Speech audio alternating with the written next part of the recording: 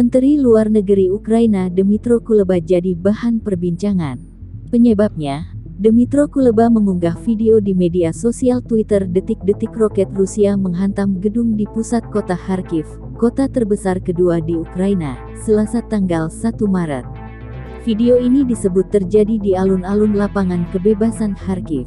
Putin tidak dapat menghancurkan Ukraina. Dia melakukan lebih banyak kejahatan perang karena marah, membunuh warga sipil yang tidak bersalah, tambahnya, sebelum menyerukan negara lain untuk mengisolasi Rusia sepenuhnya. Namun sumber asli video yang dibagikan Kuleba belum diketahui. Dilansir Al Jazeera, video tidak dapat diverifikasi kebenarannya secara independen.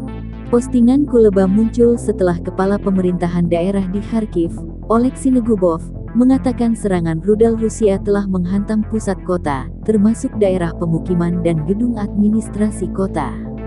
Perkembangan terbaru, Rusia menegaskan tidak akan menghentikan serangan sampai target operasi tercapai.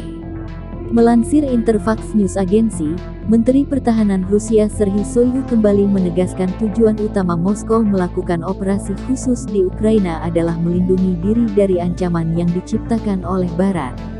Shoigu juga menegaskan operasi ini tidak bertujuan mendudukan wilayah Ukraina.